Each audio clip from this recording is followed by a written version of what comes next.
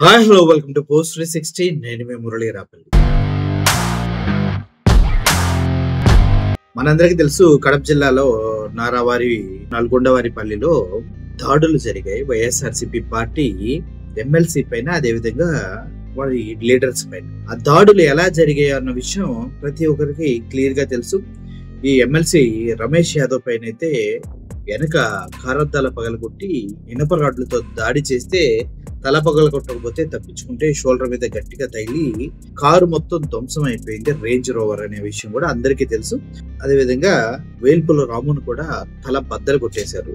So ఘోరాతి ఘోరంగా దాడి జరిగిన విషయం మనందరికీ తెలిసింది. నల్గొండలో జరిగినటువంటి దాడిలో టీడీపీ రౌడీల బీభత్సం అంతా ఇంత కాదు. వాళ్ళ కారుని కనీసం ఒక 10 కార్లు చుట్టుముట్టి కదలకుండా చేసి సెంటర్ లో పెట్టి వారి కారద్దాలు పగలగొట్టి, ముందు ఎక్కడ కారద్దాలు సరిగా బ్రేక్ అవ్వకపోవడంతో వెనక్కి వెళ్ళి వెనక రేర్ మిర్రర్ ని పగలగొట్టేసి అందుట్లోంచి గట్టిగా రాడ్లతో కొడితే వేల్పుల రాము తల అక్కడికక్కడే పగిలిపోయింది. అదేవిధంగా ఇంకోసారి ట్రై చేస్తే మన ఎమ్మెల్సీ రమేష్ యాదవ్ తల మీద తగలవలసింది తప్ప భుజం మీద తగిలి తప్పించుకొని బయటకు రావడం జరిగింది. అయితే బయటకు వచ్చే క్రమంలో కూడా ఎందుకు రావాల్సి వచ్చింది?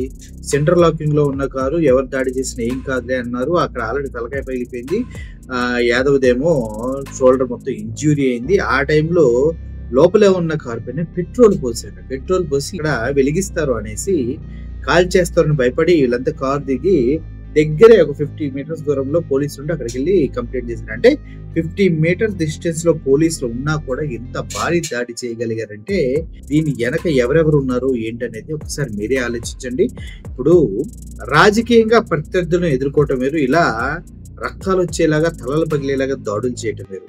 సో దీన్ని పూర్తి స్థాయిలో మనం ఖండించవలసిందే. ఖండించకపోతే మాత్రం అది మనం చేస్తుంది తప్పవుతుంది. ఒకసారి ఆ కారు విజువల్స్ చూడండి, మిర్రర్స్ అన్ని ఎలా పగలగొట్టారో మీకే అర్థమవుతుంది. దారుణమైన దాడి.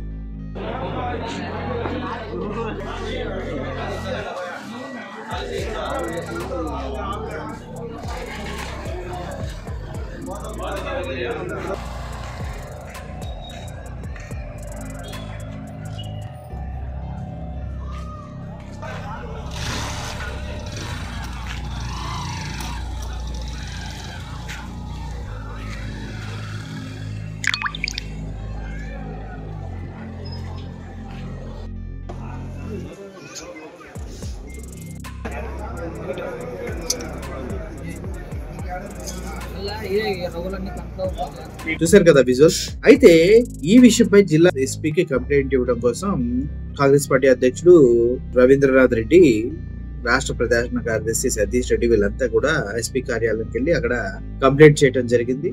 సో ఈ కంప్లైంట్ చేసినా కూడా ఎటువంటి స్పందన అయితే పోలీసుల దగ్గర లేదు అంటూ అర్థమవుతుంది. ఈ విషయంలో జగన్మోహన్ రెడ్డి గారికి బాగా బాధ కలిగిన విషయం. ఎందుకంటే అధికారంలో ఎమ్మెల్సీగా ఉన్న వ్యక్తి పైన దాడి, అదే విధంగా వాళ్ళ పార్టీ నాయకుడి పైన కూడా దారుణంగా రక్తం వచ్చేలా తల పగిలిపోయింది, నచ్చినటువంటి మొత్తం పగిలిపోయింది. అంత దాడి చేశారా అంటూ జగన్మోహన్ రెడ్డి గారు కూడా చాలా బాధపడటం జరిగింది. అయితే వైఎస్ఆర్సీపీ సానుభూతి పరులు సురేష్ కుమార్ రెడ్డి, అమరేశ్వర్ రెడ్డి పై దాడి, మళ్ళీ ఈ దాడి కూడా అమానుషం. ఓకే, ఈ పులివెందుల శాంతియుతంగా ఉంటది అనుకుంటే అరాచకాలు సృష్టిస్తూ దాడుల మీద దాడులు చేస్తూ టీడీపీ వాళ్ళు ఒక రకమైనటువంటి పైచాచిక ఆనందాన్ని పొందుతున్నారంటూ వైఎస్ఆర్సీపీ క్యాడర్ చెప్తూ ఉంది. దాడి చేసిన వారిపైన ఎటువంటి చర్యలు తీసుకోలేదు పోలీసులు ఇప్పటి వరకు కూడా. సో ఇప్పుడు రమేష్ తో జగన్మోహన్ రెడ్డి మాట్లాడిన మాటలు ఒకసారి వినండి. ఆ ఫోన్ కాల్ చేసి అసలు ఎలా జరిగింది ఏంటి అంటూ మన ఎమ్మెల్సీ రమేష్ యాదవ్ తో జగన్మోహన్ రెడ్డి గారు మాట్లాడారు. ఆ వీడియో ఒకసారి పంపిస్తున్నా, మీరు చూడండి.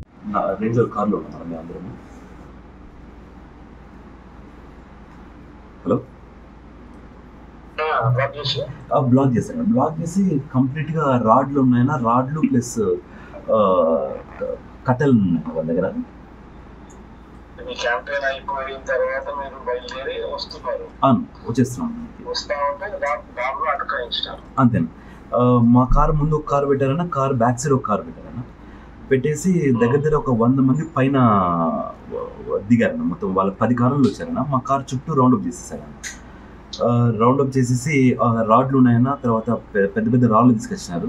దాని తర్వాత కట్టెలన్నీ తీసుకొచ్చి అద్దాలన్నీ పగలడం స్టార్ట్ చేశారన్న కారుకు, ఫ్రంట్ బ్యాక్ అంతా. అద్దాలు ఏమి పగిలినా కూడా లోపలికి వాళ్ళు ఈ రాడ్లన్నీ పంపించలేకపోయారు. బ్యాక్ సైడ్ అద్దం గట్టిగా కొట్టేసరికి పగిలిపోయేసరికి అక్కడ రాడ్లు తీసుకుని అక్కడి నుంచి మన రామన్నకు ఫస్ట్ తలపైన కొట్టాను. తలపైన కొడితేనే నన్ను తలపైన కొట్టినప్పుడు నేను ఇలా ఫ్రంట్కు మూవ్ అయ్యేసరికి నా బ్యాక్ సైడ్ నా భుజం పైన గట్టిగా పడుతూనే సరే అనేసి చుట్టూ రౌండ్ అప్ అయింది అనేసి ఇంకా డోర్ని పీకుతున్నాను, కానీ పీకలేకపోయారు. డోర్స్ అన్ని సెంట్రల్ లాక్ చేశారు. అంటే బండి పైన పెట్రోల్ పోసేస్తారు. బండి పైన పెట్రోల్ తెచ్చుకున్నారు, పెట్రోల్ పోసారు. పెట్రోల్ పోస్తానే ఇంకా బండి ఫైర్ చేస్తారనేసి ఇమ్మీడియట్ గా రామన్న అటు సైడ్ నుంచి దిగానంటే నేను ఎంత దారుణమైన దాడి అంటే భయంకరమైన దాడి. ఇంత పాయింట్అవుట్ చేసి రౌండ్ ఆఫ్ చేసి అటాక్ చేయటం అంటే వాంటెడ్ గా ప్రీ ప్లాన్డ్ గా ముందే చేసుకుని ఇచ్చారనమాట. ఒక మనిషిని ఎంత దారుణంగా, అది కూడా అధికారంలో ఉన్న వ్యక్తిని ఇంత దారుణంగా కొట్టారంటే, జగన్మోహన్ రెడ్డి అధికారంలోకి వస్తే వీటన్నిటికీ నిజంగా లెక్కలు సెటిల్ చేయాల్సి వస్తే భారీగా ఉంటదేమో నాకు తెలిసి, జైలు సరిపోవు అనుకుంటున్నా నాకు తెలిసి. సో ఎలా ఏంటి అనేది క్లియర్ గా దాడికి సంబంధించిన విషయాలు ఈ రమేష్ మాట్లాడుతూ జరిగింది. ఇంత ఘోరంగా కొడతారా అసలు? ఇది సాధ్యమేనా? ఎలా కొడతావు? మనిషి అన్నవాడు ఎవడన్నా ఇలా కొడతాడా? సో ఇప్పుడు ఇలా ఉంది. రాబోయే రోజుల్లో ఒకవేళ పొరపాటున వైఎస్ఆర్సీపీ అధికారంలోకి వస్తే వాళ్ళు కొట్టినప్పుడు ఎవరు మాట్లాడతారు? ఇలా ఎవరు మాట్లాడతారు? ఎవరు మాట్లాడతారు. సో అన్నిటికైనా ముఖ్య విషయం ఏంటంటే, ఈ దాడి వెనుక చాలా పెద్ద ఆస్థాలు ఉన్నాయి. జగన్మోహన్ రెడ్డి గారు కూడా దీన్ని అంతగా వదిలేయట్లేరు. ఇప్పుడు ఎవరైతే దాడిలో గాయపడ్డారో, వేముల రాము కావచ్చు, వేల్పల్లి రాము కావచ్చు, రమేష్ యాదవ్ గారు కావచ్చు, వీళ్ళిద్దరి పైన కూడా ఎస్సీ ఎస్టీ కేసులు పెట్టడానికి చాలా ట్రై చేస్తూ ఉన్నారు అన్నమాట. వీళ్ళు కేసులు పెడతారు ముందే భయపడి, వాళ్ళే ముందుగా వెళ్ళిపోయిన కేసులు పెడుతూ ఉన్నారు. అయితే ఈ క్రమంలో ఆ ఎస్పీ ఏం మాట్లాడుతున్నాడో ఒకసారి వినండి. ఆ ఎస్పీ చాలా దారుణంగా మాట్లాడుతూ ఉన్నాడు. వాళ్ళు లేకపోతే తలకాయలు పగిలిపోయి జనాలు చచ్చిపోయి తలకాయ లేచిపోయాడు. అసలు నువ్వు ఎస్పీ వెట్ అయిపోయావు, గొడవలు జరుగుతాయని తెలుసు కదా, పూర్తి ప్రొటెక్షన్ ఇవ్వాలి. ఆ ప్రొటెక్షన్ ఇవ్వకుండా దాడి జరిగి వాళ్ళని హాస్పిటల్కి చేర్చిన తర్వాత కూర్చొని మేము లేకపోతే ప్రాణాలు పోయాయి, పోలీసులు ఉందే ప్రాణాలు కాపాడతాను సార్, మీరేదో అది ఎట్లా చెప్తున్నారంటే దయ మీద వాళ్ళ ప్రాణాలు కాపాడడం లేకపోతే చచ్చే వాళ్ళు అన్నట్టుగా మాట్లాడుతున్నారు. కరెక్ట్ కాదు అది. ఒకసారి ఎస్పీ మాటలు వినండి. అన్నాక రెండు ప్రతిపక్ష పార్టీ అధికార పార్టీ కొమ్ము కాస్తుందంటారు. వీళ్ళుంటే వీళ్ళు ఇప్పుడు చేస్తారు, నిన్నటి దాకా వాళ్ళు చేశారు.